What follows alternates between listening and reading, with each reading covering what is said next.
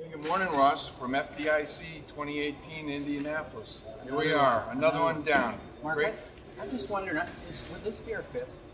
I believe this is our sixth year at FDIC, Ross. And I'm just thinking back because first year I came here with you, I think we probably had 10 feet for FirstWatch, and we were pretty lonely. We were. I remember going over to see some of the major rescue distributors around here, and they wouldn't give us a lot of time. They wouldn't give us the time of day, but we persevered, and we have a great brand.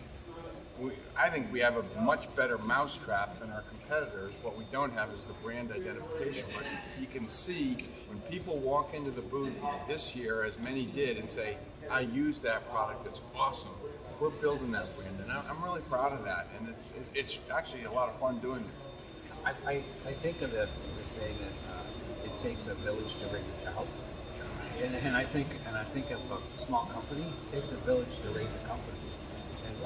And I'm just thinking of we've got our design guys that are working hard. We've got our factory suppliers. We've got people in the safety community. I think one of the like yesterday, you had how many? You had our product over being used by drone guys, like Darley. We had to leverage the relationship there. I walked by a great drone display, which was attracting a lot of people, and he needed a payload to lift up, something to lift, to demonstrate lifting payload. So I said to the guy, well, hey, why don't you use our product? And he fell in love with it, so off we went, and now we're on their website, we're on our website, and it's just fun stuff to leverage it that way. But I think, to your point, Ross, we're a small enough company. What really gelled with me this week is we can react to market demands. And I understand when you go after UL approval or Coast Guard approval, it can take months, sometimes a long time. But at this show, we've got some great FEMA products that we've come out with. And we can be reactionary, where some of our competitors are so big, it's like moving up the 100-pound gorilla. And Yeah, we've capitalized on that, and I'm real excited about that. One of the things I find with our little company is we serve different types of clients, and certainly we serve marine clients. We serve people with boats. Yes. And sometimes those people have boats for pleasure boating. They may do their jobs commercially. They may do their jobs to go and help people. They may be law enforcement. They may be military. Generally, those people on those boats are out there in tough conditions, and they can rely on us. And they appreciate good gear. When you get someone in our booth and you actually walk them through the product feature for feature, and you just watch their body language, it's amazing. It's really rewarding to see them just wrap their arms around the product. Once you take the time to explain it to them, we have a great brand, and the brand is only getting stronger and stronger. If I keep getting you an extra 10 feet for free on the booth, it's going to make it that much easier. We lucked out again this year. It's awesome. Mark, what are the tough things for your sales guys? And I'm just thinking of our colleagues that our products are kind of weird ducks, aren't they? They're outside of the norm. Sometimes you have to show up at a fire distributor or a police department. The guys have heard me say this for some time now, and I think we're slowly drinking the Kool-Aid. But for instance, I walked Spencer around and I had him take his camera out, and I said, look, take a picture of some of these big brand names. You see that? It's probably 20 grand worth of advertising in the ceiling. They're a major player in this industry.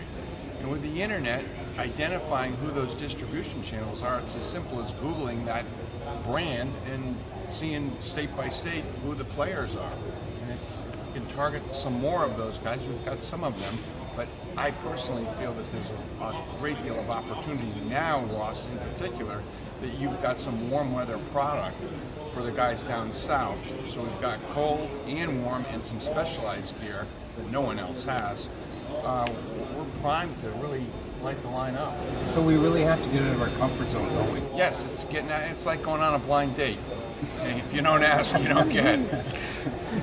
We'll move on from that one. Okay, I don't want to touch that. All right, I'm married again, but Norm can tell you about my single days. It was stop there. Well, thanks very much for everyone's support. Bye for now from FDIC. See you next year.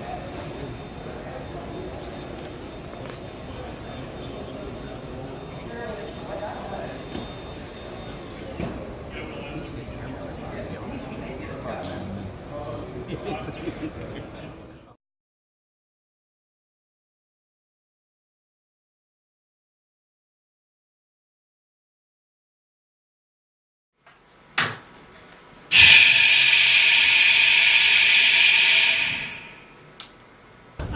gotta hurt.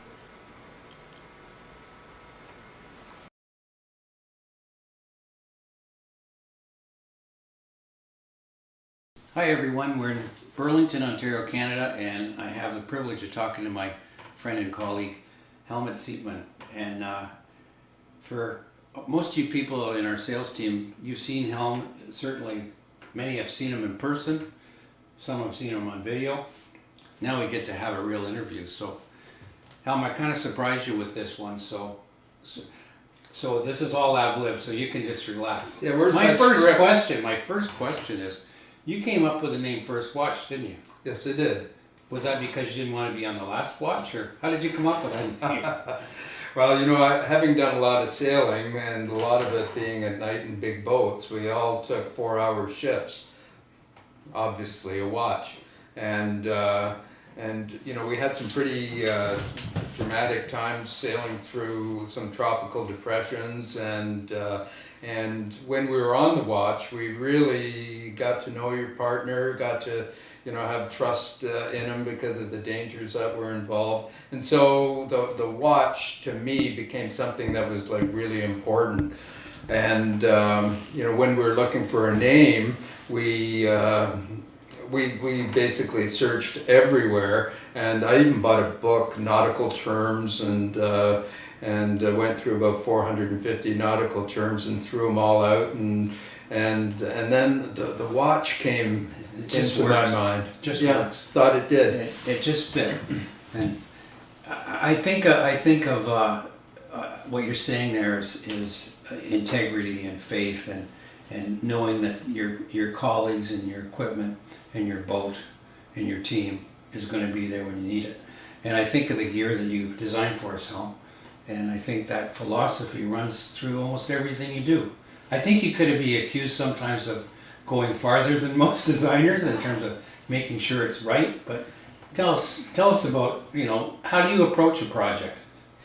Ooh, well, you know, I generally do my work in a field that I participate in, and so I have, you know, when I get assigned with a task, I can imagine it, and so then I just sort of put myself in a thought process of, okay, well, if I was in that situation, how would I want this gear to be working for me? And then I basically chip away at small parts of it until I accomplish it.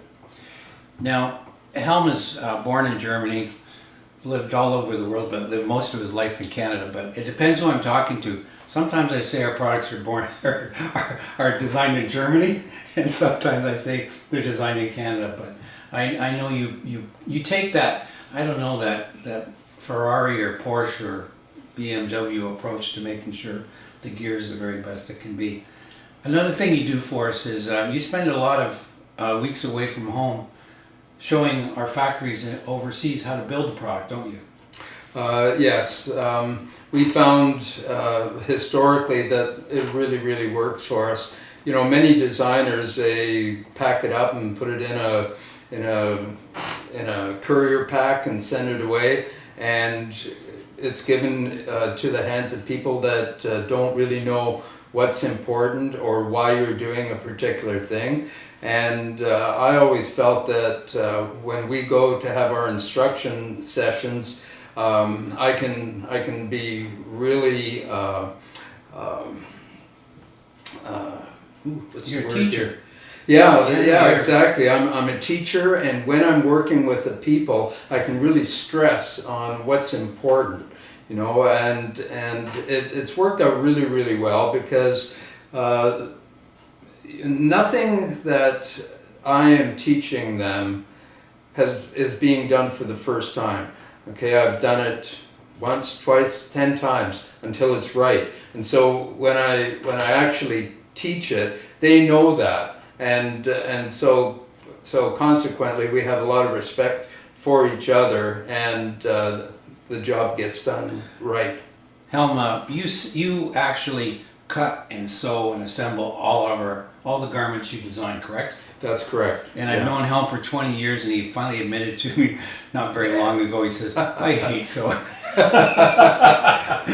but you like teaching, and I've seen you how you can support people, and often English isn't their first language, but through your patience and your abilities, you're able to transfer that knowledge. And the FirstWatch products that all of us are so proud of, it's not by mistake. They're the very best on the market. And Helm, I look to you in so many things of what we do.